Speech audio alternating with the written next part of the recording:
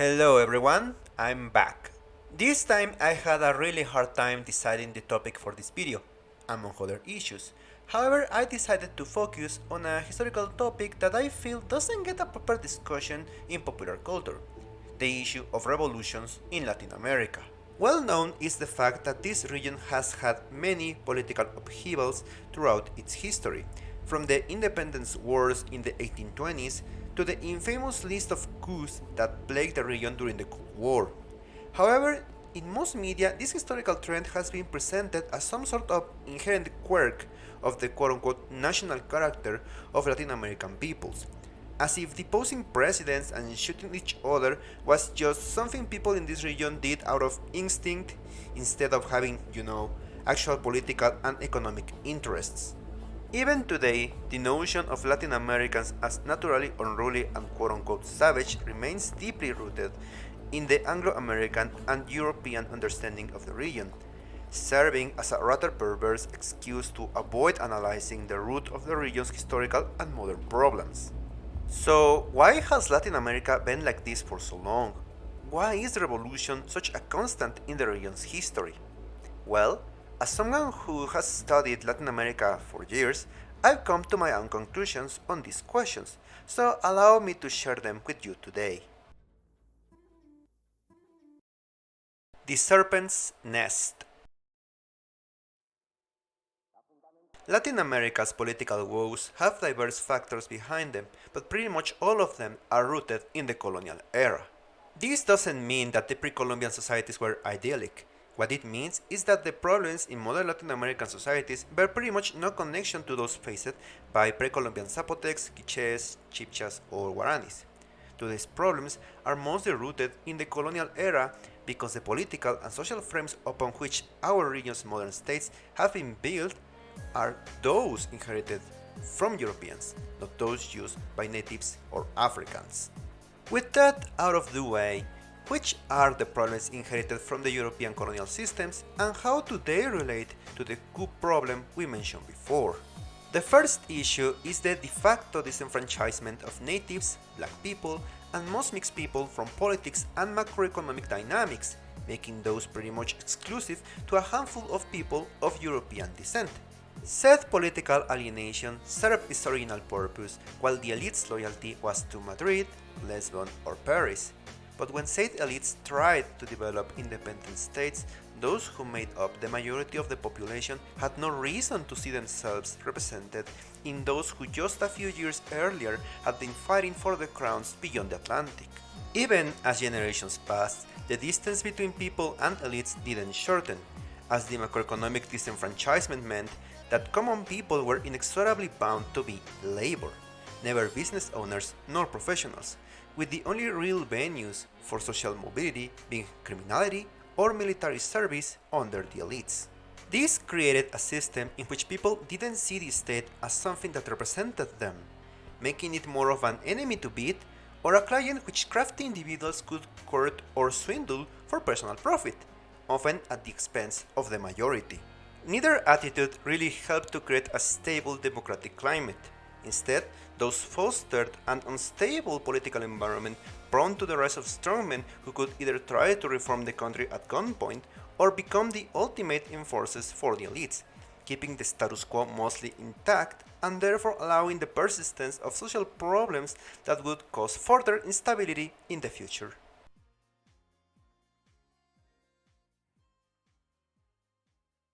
White asphodel fields. Let's dig a little further into the macroeconomic issues, as those have been far harder to remove than the strictly political ones. Historically, Latin American countries have experienced waves of reforms, mostly pushed by elites in order to quote-unquote modernize their countries by imposing policies they found convenient, most of which were done emulating the US or France. Although there have also been reforms pushed by popular movements in order to finally enfranchise the masses and undo the political monopoly of the elites. Among these reforms, those abolishing slavery, native servitude, and enabling immigration by non-Catholics were among the most remarkable. And while they enabled the expansion of political rights, they did very little to undo the de facto macroeconomic hegemony of the elites. This because the aforementioned reforms, while justified on humanist grounds, were generally just ploys to further the development of capitalist models of production across the region, which were deeply intertwined with international markets controlled by the US, the UK, and other world powers. Slaves were replaced by workers subjected to brutal exploitation regimes for meager payments, and often forced into debt. And natives, once deemed to be useless by the elites, were actively demonized by the states which push for ethnic cleansing and replacement. Lands were taken away from native and free black communities in order to make them productive for the elites, by either using immigrant labor or forcing those they had just dispossessed to work for them. In short, the elites only became wealthier and in many forms even more exploitative, and as the political power of the masses increased, especially during the 20th century, the elites became increasingly anxious about the prospect of finally having to compete with common people for power and wealth. Common folk would push for democracy and a less unequal economic playing field. However, these efforts would be countered by the elites in often brutal ways, which in turn only led to further resentment, thus fueling all manner of political violence across generations. Tropical Gothic. Violence in Latin American politics is thus born from a still unresolved dispute between a colonized majority and a legacy elite born from colonization, which has evolved over the centuries as both sides have pulled and pushed against each other in order to further their interests.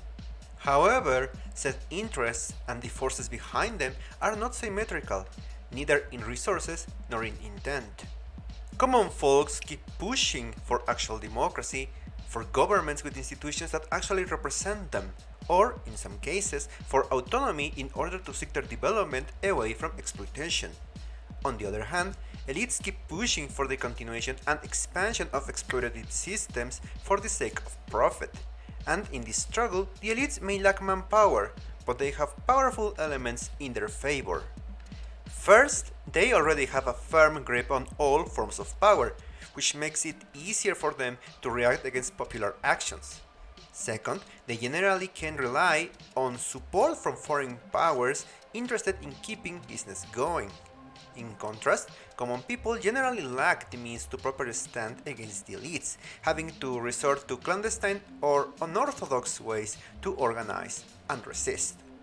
However, here is where we need to remember that elites are not monolithic and factions can often co-opt popular movements in order to stand a chance in the political arena, making the region a fertile ground for populists.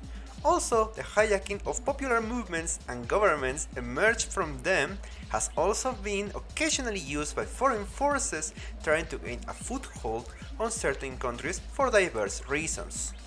That being said, foreign intervention in Latin American politics is also a subject of endless conspiracy theories, and while said kind of political manipulations is a well-documented historical reality, the truth is that the amount of made-up accusations of foreign intervention is also staggering, and especially disturbing given the tendency to use those to justify actual foreign interventions by those making up said accusations. Beyond the issue of foreign meddling in Latin American nations, the truth is that whatever semblance of democracy exists in the region is pretty much boiled down to the aforementioned dynamic of elite factions riding popular movements into public office, with very few politicians actually delivering on their promises of popular sovereignty and social justice. Such a system guarantees that the traditional interests and their backers remain in power, even if the individual political characters and the political labels change, while the backers in question, the elites in power, remain exploiting the majority and actively suppressing any actual attempt to change the system. It doesn't matter if it's through ballots or bullets. The old colonial manners may be gone, and the current elites may often don surnames arrived on boats just before the world wars, yet the same predatory spirit of the conquistadores and the plantation owners remains. Teletyranny. So, if Latin American politics are this awful and so relatively simple to understand, How come that the persistent idea of Latin America being just quote-unquote naturally unstable survives in pop culture? Also, how is it possible that this idea has come to be embraced in Latin America itself? The answer to both questions is simple: propaganda. Now, all regimes, regardless of ideology, produce some form of propaganda. It is a central tool to legitimize and consolidate the state. However, any propaganda produced by a state is generally a reflection of the views and interests of the ruling class in said state. And in Latin America, the messages have generally gravitated towards legitimizing the ruling elites as the natural leaders of their nations and presenting the interests of said elites as those of the nation. This regardless of how common people actually see those interests. For example, if people rise up for any reason, the media won't say why they did so, as the actual views and motivations of rebels and protesters get buried under made-up explanations like quote-unquote inability to understand progress, superstitious ignorance, or political manipulation by enemies.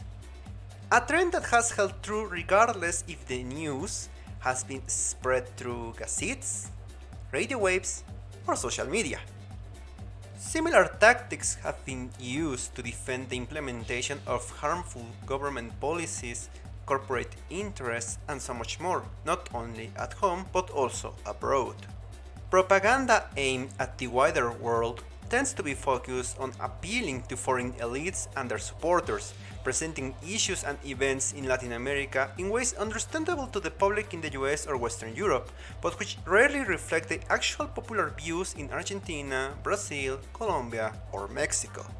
Meanwhile, media from beyond Latin America almost never give a proper introduction to the political and social context of whatever they report from the region, often making crude simplifications of policies, popular movements, and social groups, presenting those who control Latin American media as either victims of a local curse-like proclivity to instability, or as heroes battling populist tyrants, often repeating overseas the same propaganda the media-owning Latin American elites feed their own audiences back home. This is mainly because said elites are usually the quote-unquote experts they reach to in order to get an explanation about whatever happens in those countries. For much of the 20th century, under the pressure of the Cold War and its geopolitical dynamics, most non-elite Latin American views were actively suppressed and elite corporate media lorded supreme. This, combined with the linguistic barrier derived from the dominance of English in international media, made knowing the actual social and political reality of Latin America next to impossible. The world simply saw dictators in the Southern Cone and the Caribbean, guerrillas in Colombia, and extremely curated images of Mexico and Brazil, when those existed at all as part of a disjointed, chaotic picture which simply got reduced to quote-unquote Latin America being Latin America, or got explained through the lenses of local Latin American elites who didn't really understand the people of their own countries, nor had any interest in doing so. After all, why bother understanding people who didn't agree with their projects and ambitions? The end of the Cold War brought a major overhaul to Latin American politics, allowing for long suppressed views and ideas to be shared freely, and thus helping to slightly improve the understanding of the region. However, old habits die hard. Today, old prejudices still cling among those running the media in the US, Europe, and other places, and modern elites in Latin America try to use new means to regain control of the narratives, spreading new propaganda through digital media and even engaging in what's today known as quote-unquote post-truth politics, both online and in real life.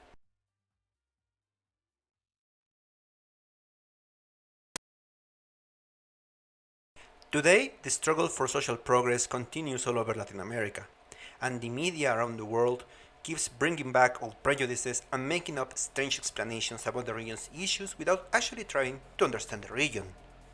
Of course, there are honorable exceptions to this.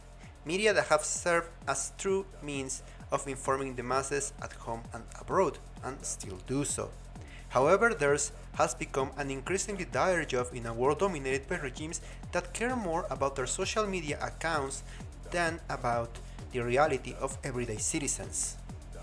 Latin American citizens like myself know that reality pretty well, as the long-standing tradition of putting up country-sized Potemkin villages at the expense of the well-being of average people remains alive and well in our region. So, how are these countries supposed to move forward? How are we supposed to overcome the problems that plague our region with elites hell-bent on keeping the status quo?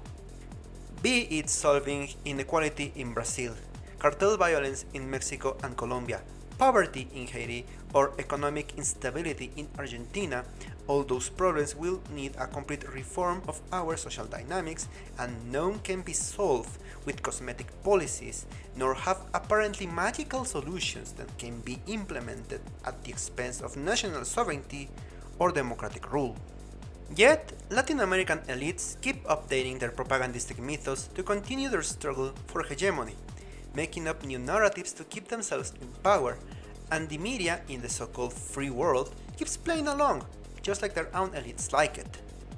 It may sound like a lost cause, like Latin America is just cursed to be the land of endless revolutions, populist dictators, and forgotten reformists, shrouded in a mist of outdated stereotypes pushed by foreigners and local elites. However, common people in Latin America have proven again and again that change may be difficult, but it's always possible. Be it fighting against slavery, inequality, or foreign control, common people in Latin American nations have stood their ground throughout history, and if armies didn't stop them, certainly online posts and political machinations won't do either. I'd like to thank you all for staying with me, and I'd like to apologize to all my supporters for my absence, as well as thank you for keeping the community alive these past months. Hope I can keep counting with your support, everyone. This has been Aslan Historian, and I'll see you next time.